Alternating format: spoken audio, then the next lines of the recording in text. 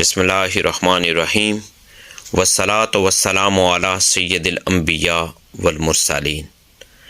سوال یہ پوچھا گیا ہے کہ حالت حیض میں عورت کون سے کام نہیں کر سکتی؟ دیکھیے، بہن نے بہت اچھا سوال پوچھا ہے۔ اس کا جواب یہ ہے کہ تمام مسلمانوں کا اس بات پر اتفاق ہے کہ حیض کی وجہ سے 4 چیزیں ممنوع ہیں۔ نمبر 1 نماز، نمبر 2 روزہ، نمبر 3 طواف اور نمبر 4 شرمگاہ میں جمع کرنا۔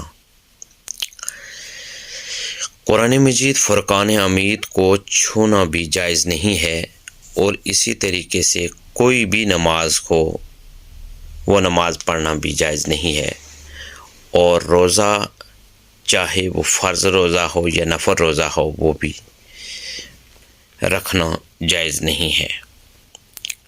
اللہ تبارک و تعالی ہمیں زیادہ سے زیادہ علم دین سیکھنے اور اس پر عمل پیرا ہونے کی توفیق اور ہمت عطا فرمائے۔ دین کی بات پھیلانا صدقہ جاریہ ہے۔